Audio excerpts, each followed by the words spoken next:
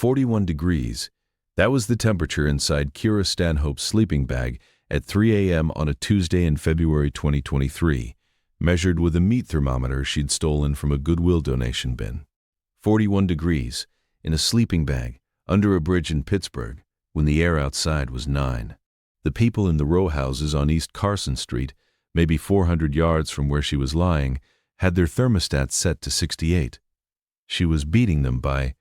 Wait. No, she wasn't beating them. 41 is cold.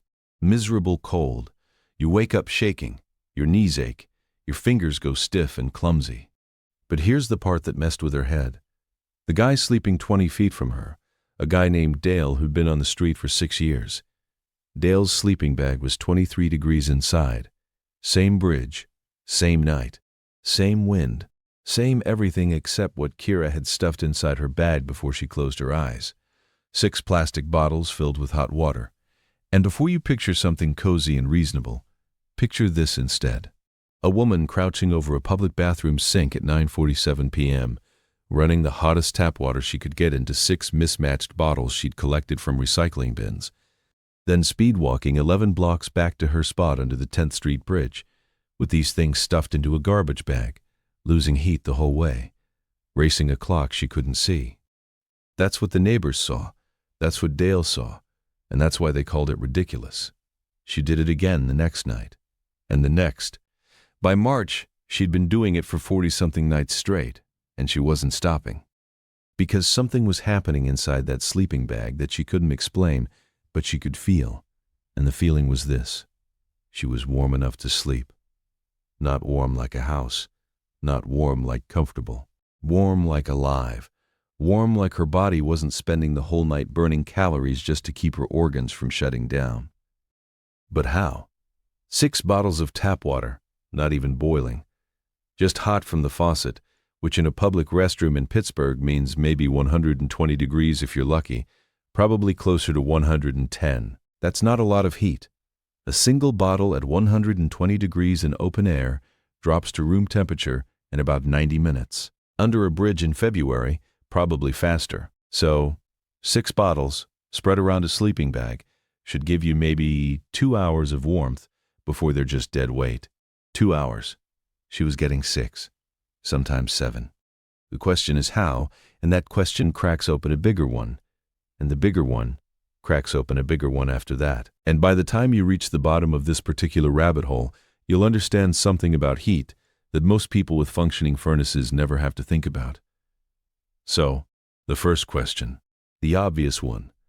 Why hot water in plastic bottles? Kira didn't start there. She started where everyone starts. Layers. She had a sleeping bag she'd gotten from a church group on the south side, a decent one, rated to 20 degrees according to the tag. She wore everything she owned to bed, hoodie, 2 pairs of socks, sweatpants over jeans. And in December, the first December she spent outside after losing her apartment on Brownsville Road, December 2021. That was enough. Barely. She woke up cold, but not dangerously cold, and the days were tolerable. January hit different. Pittsburgh doesn't get the publicity that Minneapolis or Chicago gets for cold, but it earns its winters honestly. The rivers freeze in patches, the wind comes off the Monongahela, and it finds every gap in every layer you're wearing. January 2022. There were 9 nights below 15 degrees. Kira slept through maybe 3 of them. The other 6, she sat up against a concrete pylon and waited for daylight with her arms wrapped around her legs and her teeth doing that involuntary chatter thing that sounds almost mechanical, like a small engine trying to turn over. She tried what other people tried. Cardboard under the sleeping bag. That helped some. Newspaper stuffed inside her clothes. That helped less than she expected, and smelled terrible within a day. She tried buddy sleeping, where 2 people zipped their bags together, but the only person who offered was a guy she didn't trust, and she was right not to trust him. Though that's a different story. By February 2022, she'd landed on the idea that the problem wasn't insulation. She had enough insulation. The sleeping bag was doing its job. The problem was that insulation doesn't make heat, it only keeps heat from leaving. And she didn't have enough heat to keep. That's actually the piece most people get wrong. and it's worth sitting with for a second. You think of a sleeping bag like a heater. It's not. It's a thermos. It slows down heat loss, but the only source of heat inside a sleeping bag is you. Your body, and a human body at rest puts out about 80 watts. That sounds like a lot until you realize an old-fashioned incandescent light bulb was 60 watts, and you wouldn't try to heat a room with one. Your body is trying to heat the inside of a sleeping bag to something livable, and the bag is trying to hold that warmth in, and on a calm night in moderate cold, that equation works out fine. On a night when the air is 12 degrees and the wind is pulling heat away from the outside of the bag faster than you can replace it from the inside, you lose. Slowly. Over hours. You don't freeze to death, not with a 20-degree bag, but you get cold enough that sleep is impossible, and your body starts burning through its reserves to keep your core temperature up, which means you wake up exhausted and hungry, and you burned calories you couldn't afford to burn. The question that Kira asked herself, sitting on a bench outside the Salvation Army on East Carson one afternoon in late February 2022, hands wrapped around a styrofoam cup of coffee she was drinking as slowly as she could make herself drink it, the question was, what if I brought extra heat into the bag with me? That's not a new question. People have been putting warm things in their beds for centuries. Bed warmers, hot bricks, heated stones. But Kira didn't have access to any of that. She had access to a public restroom with a hot water tap. The first night, she tried one bottle, a Gatorade bottle, 32 ounces, filled it from the sink at the McDonald's on Carson Street right before they closed at midnight, walked it back to her spot, tucked it against her stomach inside the sleeping bag, and zipped up. It worked for about an hour and a half. Then it was just a cold plastic bottle against her stomach, and she had to wrestle it out of the bag in the dark without letting all her trapped warmth escape. And by the time she rezipped and settled back down, she was colder than if she'd never bothered. Most people would have quit.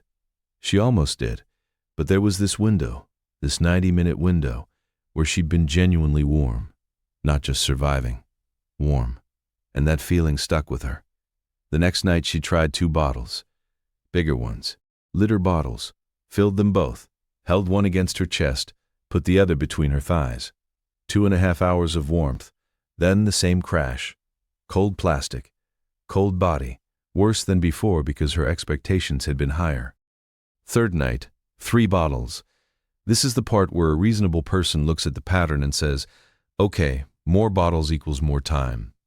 But the bottles still cool down. And then you're stuck. Diminishing returns. You need an infinite number of bottles to stay warm all night. And there's a physical limit to how many you can fit in a sleeping bag with your body. That's the wrong explanation. It's reasonable. It sounds right.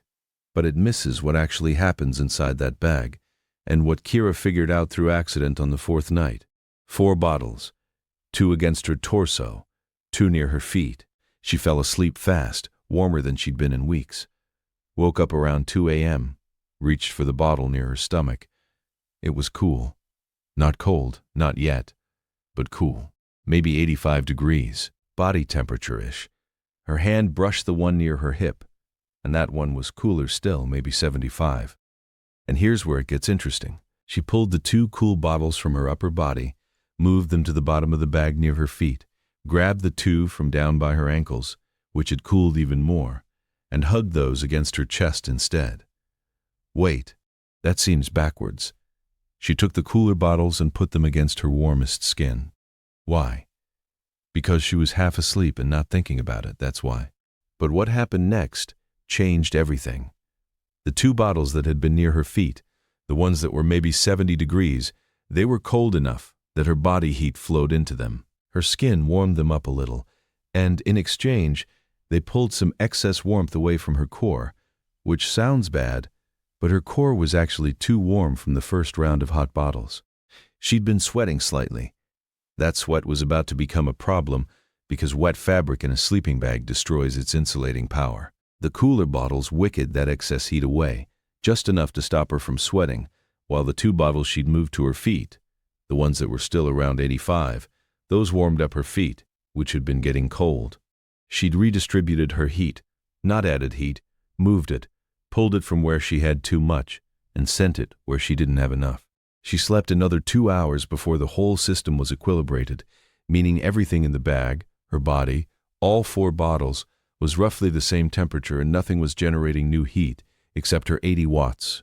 That was night 4. She slept 4.5 hours total, the longest stretch since October. Night 5, she went to 6 bottles, and she set something she hadn't set before, an alarm. She'd found a watch at the Goodwill on the south side, a Casio with a cracked face but a working alarm, and she set it for 2 a.m. When it beeped, she woke up and did the rotation without even fully opening her eyes.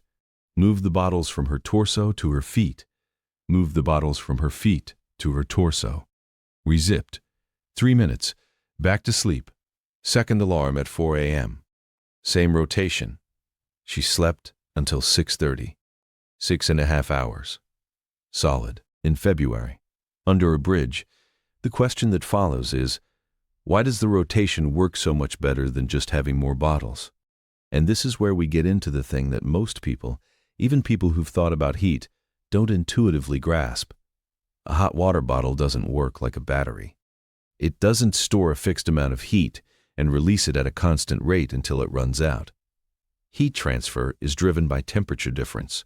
A bottle at 120 degrees sitting in a sleeping bag that's 80 degrees inside will dump heat fast because the difference is 40 degrees and heat always moves from hot to cold. And the bigger the gap, the faster it moves. But as the bottle cools and the bag warms, that gap shrinks and the rate of heat transfer drops. It's not linear. It's a curve. The bottle gives up most of its useful heat in the first 30 to 45 minutes, then spends the next hour giving up less and less, approaching the surrounding temperature like a car rolling uphill toward a stop. So a single bottle gives you a blast of warmth that fades.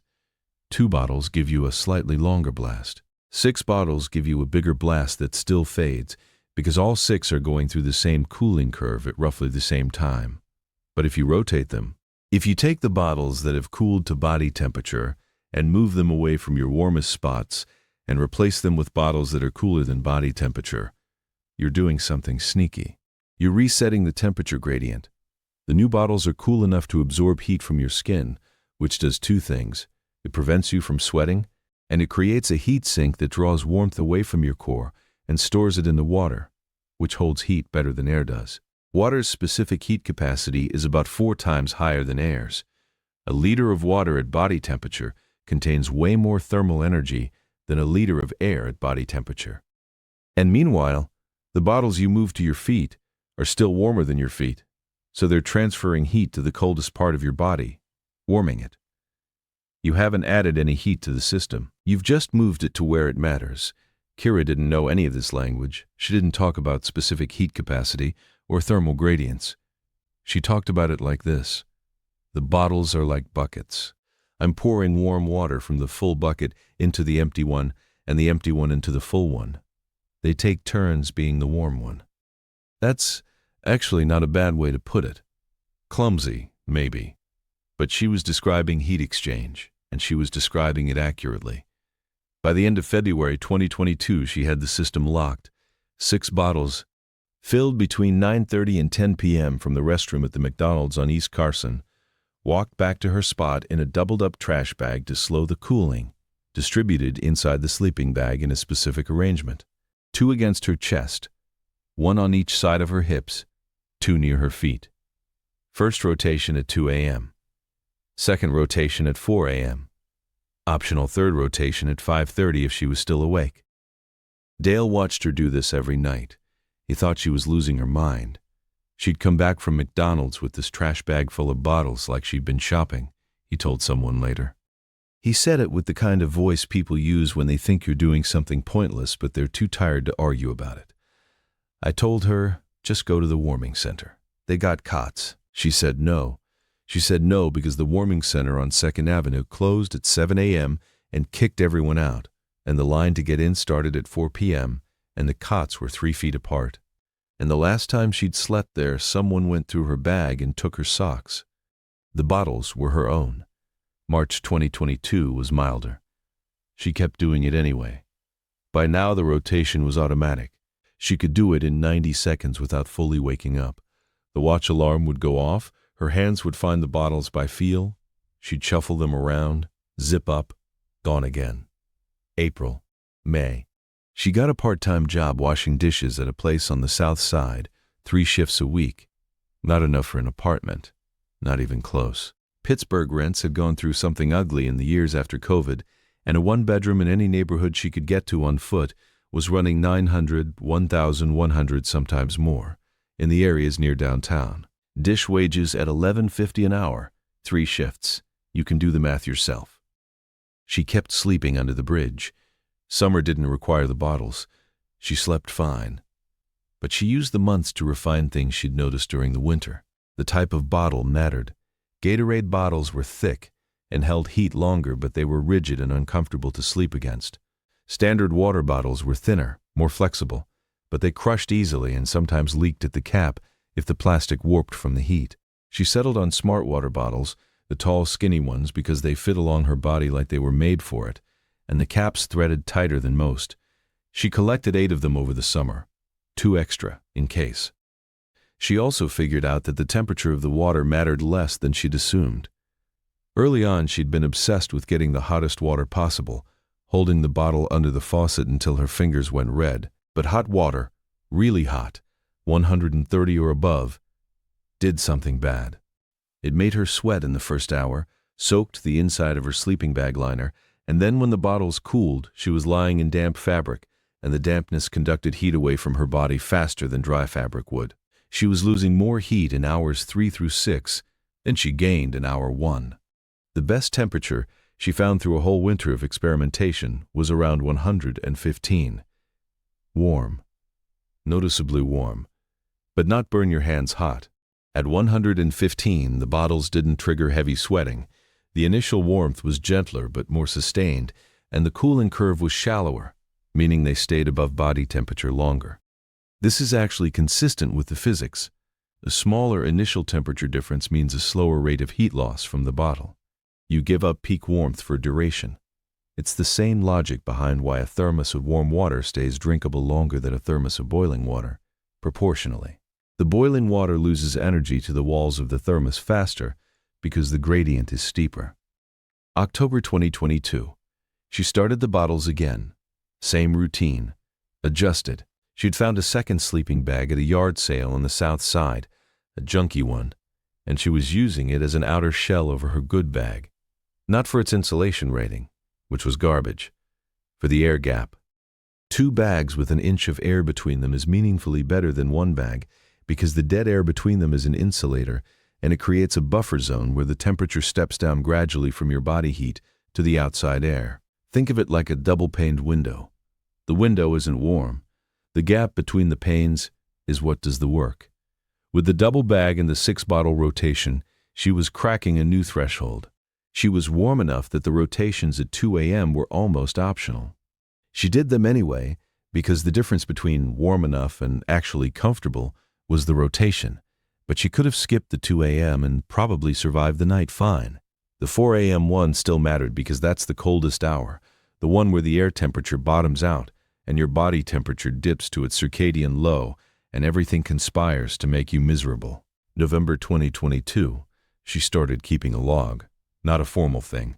A composition notebook she'd picked up at Dollar Tree. She wrote the date, the low temperature from her phone. She had a phone. A cracked Android with a prepaid SIM she loaded when she could. And a number from 1 to 5 that she called her sleep score. 1 meant she barely slept. 5 meant she slept through the night. The scores from November 2022 through March 2023. The months she still has the notebook for tell the story better than I can.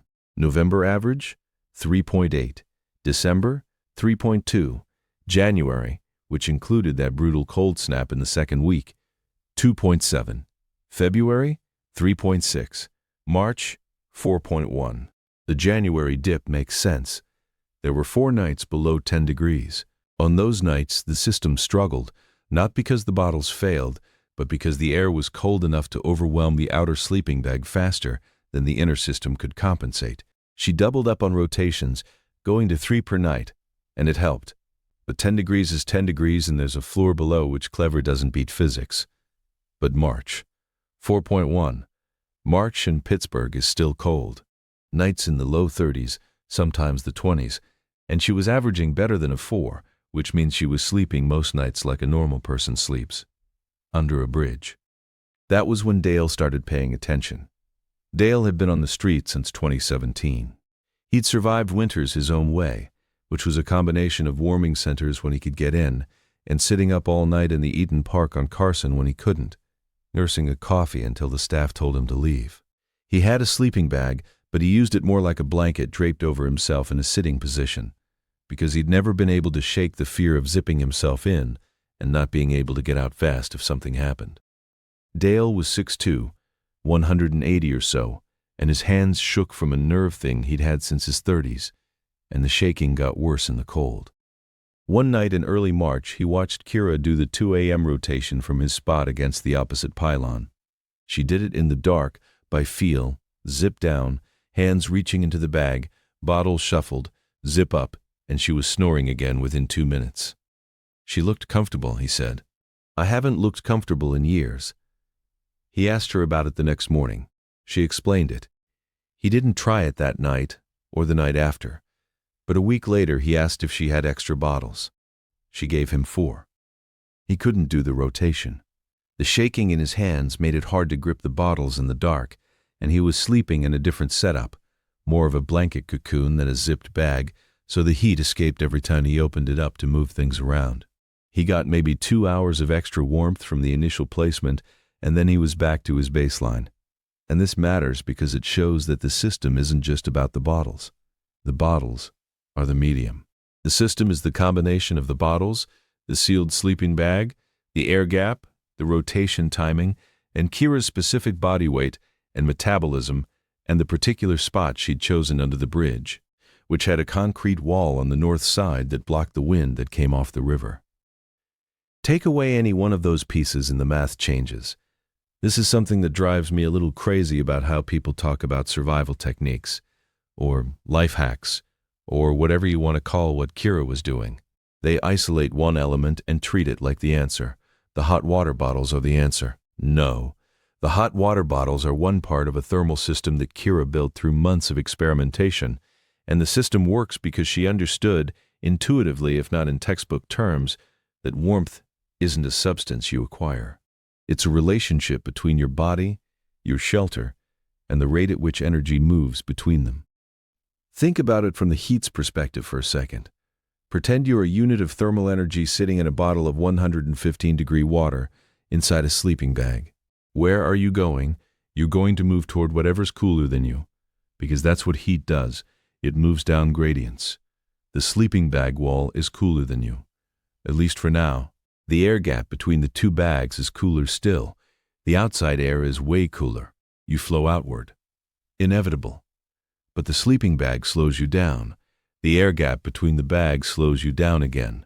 And Kira's body is doing something no passive system can do. It's generating its own heat, 80 watts of it, and it's adding that to the mix. So you're flowing outward, but there's a source of new heat flowing inward, and if those 2 rates are close to balanced, the temperature inside the bag stabilizes. The bottles tilt the balance. In the first 2 hours after she fills them, they're adding heat to the system faster than the bag is losing it. Temperature inside the bag goes up. She falls asleep. Around hour 2, the bottles have cooled to the point where they're no longer adding heat faster than it's leaving. Temperature starts to drop. She wakes up, rotates, and the act of moving the bottles does 2 things. The bottles that were near her core, still holding some warmth, go to her extremities where warmth is needed. The bottles that were at her extremities, now cooler, come against her core where they absorb a little excess heat and prevent sweating. It's not a heater. It's a heat management system. The difference matters. A heater adds heat. It fights entropy by brute force. More energy in, keep going, spend resources. That's your furnace at home. That's a space heater. That's burning calories by shivering. What Kira built doesn't fight entropy. It manages entropy. It distributes existing heat more efficiently through a sealed system so that less is wasted, less accumulates where it's not needed. And the body's own output is supplemented just enough at just the right times to keep the whole thing livable. She couldn't have told you any of this. I asked her. I don't know how it works. I know it works. You don't need the theory. You need the practice to hold together night after night, and theory is worthless if you can't fill 6 bottles and carry them 11 blocks before they cool off. Winter 2022. 23 was her second winter outside, and her first full winter with the bottle system. By February 2023, she had it so locked in that she could tell you by feel how warm a bottle was when she touched it. The ones that are still good, they feel like bathwater on your hands. The ones that are done, they feel like you, like touching your own arm. That was her metric. Not a thermometer, her hands. The meat thermometer came later. She wanted to quantify what she was feeling, partly out of curiosity and partly because a woman at the day shelter on the south side had said, in that particular way, people say things to homeless women. You should go to a warming center, honey. You're going to freeze out there. And Kira wanted to be able to say a number. Something specific. Something that shut that kind of talk down. 41 degrees inside the bag at 3 a.m. That was the number she measured the night she finally used the thermometer. Air temperature outside, 9 degrees. Dale's bag, 23 degrees. The warming center, the one she refused to go to, kept its overnight room at 62. She was closer to the warming center than to the outside air. She wasn't comfortable. 41 is not comfortable, but she was sleeping, and she wasn't shivering, and her body wasn't burning through its fat reserves to keep her alive, and in the morning, she could get up and function. She could walk to work. She could think. That's the threshold that people who've never been cold don't understand exists. There's a range between comfortable and dangerous, and it's surprisingly wide, maybe 25 degrees wide, and in that range your body can cope if you let it. Your metabolism adjusts. Your blood vessels constrict in your extremities and redirect warmth to your core. You curl into a tighter position and reduce your surface area. These are adaptations that every human body can do, has done for hundreds of thousands of years, and they work, but they need a baseline to work with. Below a certain point they can't compensate, and you're in trouble. Above a certain point they don't need to kick in at all, and you sleep like you're in a hotel. Kira's bottle system kept her in the middle of that range, right in the zone where her body could do its thing without burning out. The neighbors, the people in the row houses on East Carson, the ones the title mentions, they didn't literally mock her, not to her face, but she heard them talking.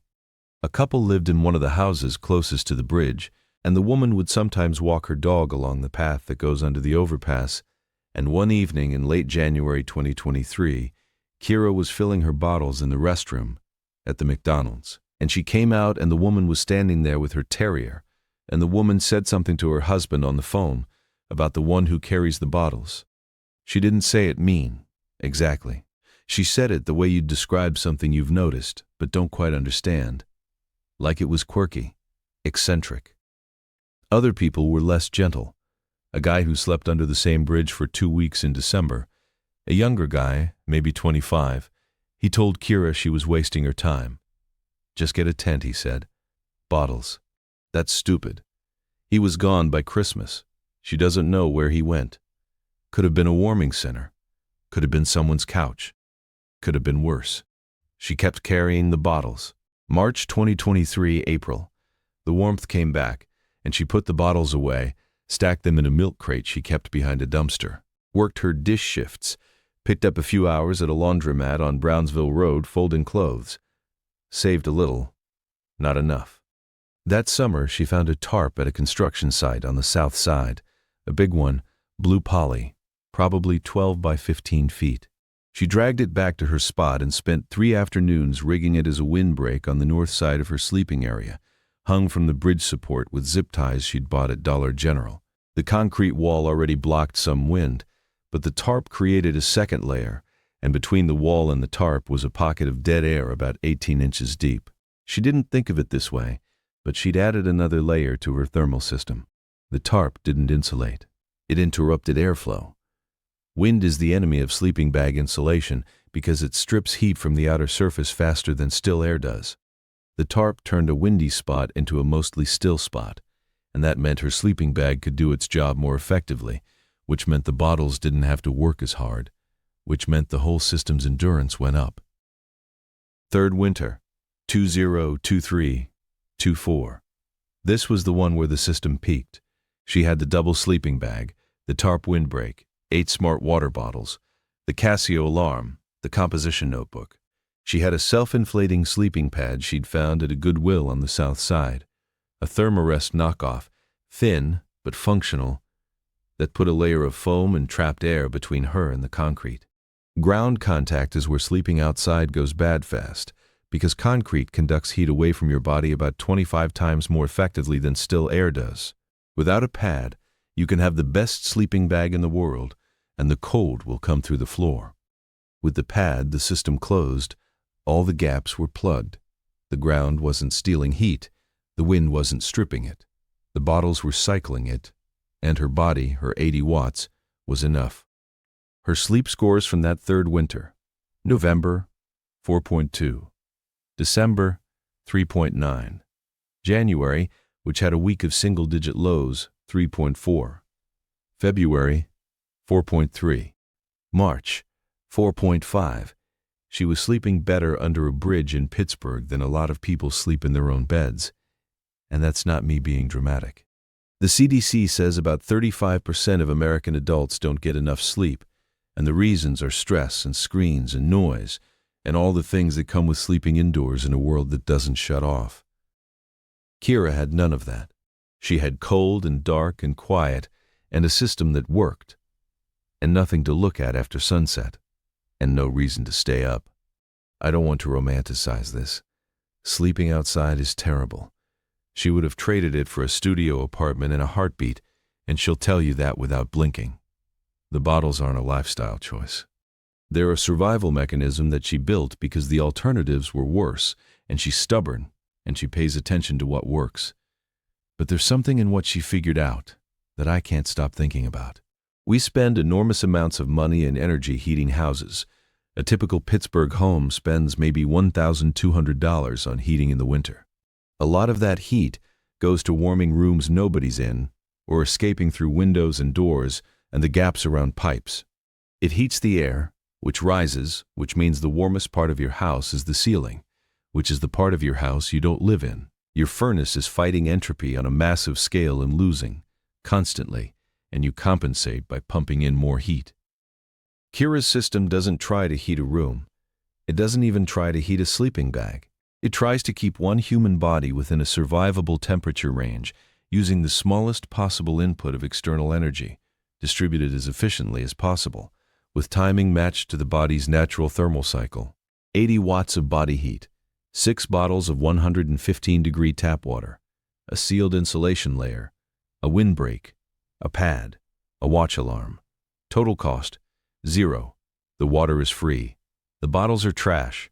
The sleeping bag was donated. The alarm watch cost nothing. The tarp was abandoned. The pad was second-hand. Total energy input beyond her own body. The thermal energy in the hot water, which she's borrowing from the city's water heating system, which is gas-fired, and which would have heated that water whether she used it or not. I keep coming back to the question nobody asked. Not Dale, not the neighbors, not the guy who called her stupid. If this works so well, why doesn't everyone on the street do it? And the answer is that they can't. The system requires things that sound simple but aren't. A reliable source of hot water within walking distance, 6 to 8 intact bottles with good caps, a sleeping bag that zips fully closed, a spot sheltered enough from wind, a watch or phone with an alarm, the discipline to wake up twice in the middle of the night and do a thing with your hands in the dark when every part of you wants to stay still, the patience to experiment for an entire winter before the system works reliably. Kira had all of those things, and she had them because of specific circumstances. The McDonald's on East Carson had a public restroom with a hot tap. She'd secured a spot under the bridge before winter started. She'd gotten lucky at the Goodwill. And she's the kind of person who does a thing 43 nights in a row before she decides whether it works. Other people have other circumstances. Different access, different gear, different spots, different temperaments. Dale couldn't do the rotation because of his hands. The 25-year-old kid didn't have the patience. The woman at the next bridge over didn't have a sleeping bag that zipped. The system isn't a hack. It's not a life tip.